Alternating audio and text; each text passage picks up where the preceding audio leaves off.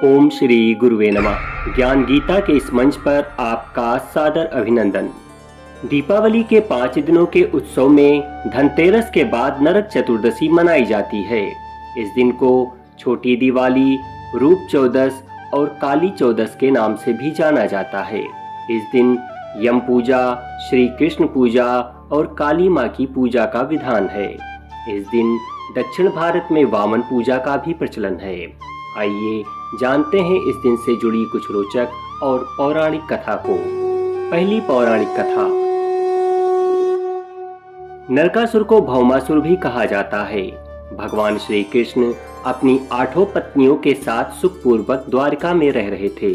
एक दिन स्वर्गलोक के राजा देवराज इंद्र ने आकर उनसे प्रार्थना की, हे प्रभु, प्राग ज्योतिषपुर के दैत्यराज भौमासुर के अत्याचार से देवतागण त्राहि त्राहि कर रहे हैं। क्रूर भौमासुर ने वरुण का छत्र, अदिति के कुंडल और देवताओं की मणि छीन ली है और वह त्रिलोक विजयी हो गया है। इंद्र ने कहा, भौमासुर ने पृथ्वी के कई राजाओं और आमजनों की अति सुंदर कन्याओं का हरण कर उन्हें अपने यहाँ बंदी गृह में डाल रखा है और उनसे जबरदस्ती विवाह करने वाला है। हम सभी देवता उसके अत्याचार से पीड़ित हैं। कृपया आप हमारी रक्षा करें।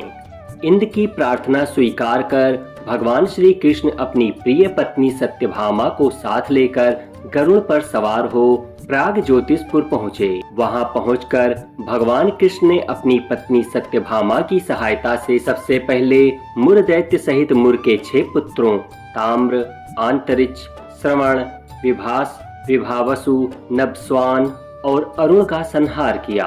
मुर दैत्य का वध हो जाने का समाचार सुन भौमासुर अपने अनेक सेनापतियों और दैत्यों की सेना को साथ लेकर युद्ध के लिए निकला।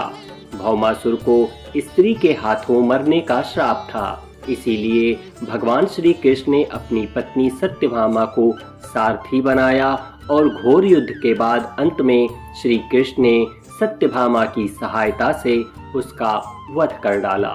इस प्रकार भौमासुर को मारकर श्री कृष्ण ने उसके पुत्र भगदत्त को अभयदान देकर उसे प्राग ज्योतिषपुर का राजा बनाया। जिस दिन श्री कृष्ण ने भौमासुर का वध किया था उस दिन कार्तिक माह की चतुर्दशी तिथि थी, इसलिए उसे नरक चतुर्दशी भी कहा जाता है। इस दिन श्री कृष्ण ने भौमासुर अर्थात नरकासुर का वध किया था और उसकी कैद से 16,000 राजकुमारियों को मुक्त कराया था। उस समय यह 16,000 राजकुमारियां लोकलाज के डर से कहीं अन्यत्र न जाते हुए भगवान श्री कृष्ण से उन्हें अपनी पत्नियों के रूप में स्वीकार करते हुए उनका भरण पोषण करने की याचना की, जिससे भगवान श्री कृष्ण ने उनसे विवाह किया और उन्हें अपनी पत्नी का स्थान दिया। नरकासुर के वध और उसकी कैद से 16,000 कन्याओं के मुक्त होने की इस खुशी के कारण ही इस दिन दीप जलाकर उत्सव मनाया जाता है। नरक चतुर्दशी से जुड़ी दूसरी कथा। इस दिन दक्षिण भारत में वामन पूजा का भी प्रचलन है।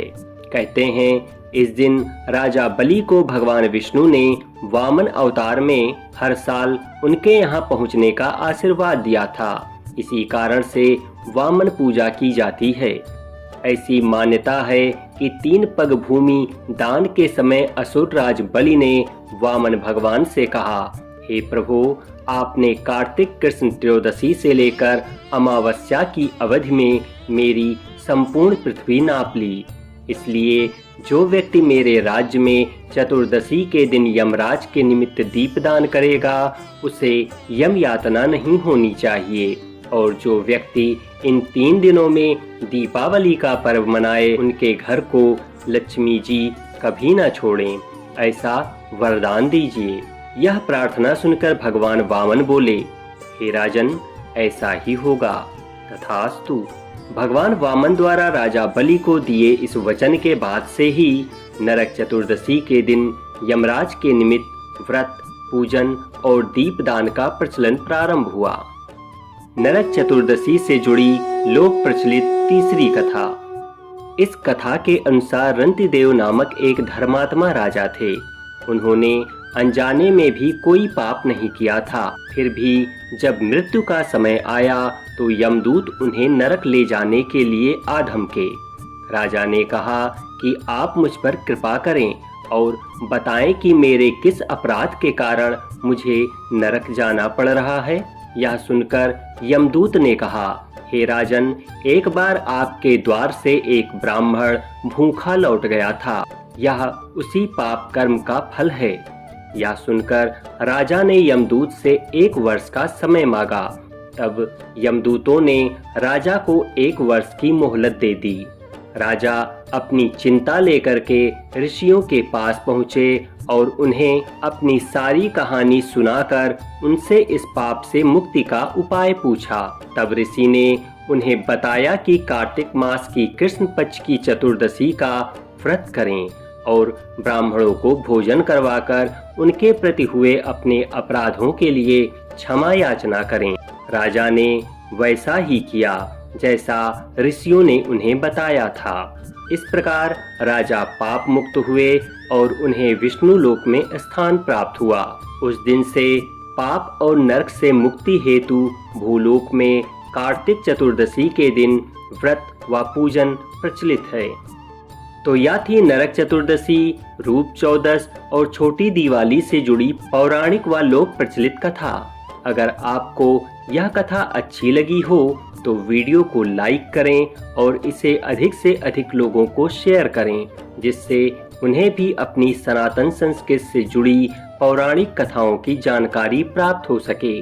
चैनल पर नए हैं तो इसे सब्सक्राइब करना ना भूलें।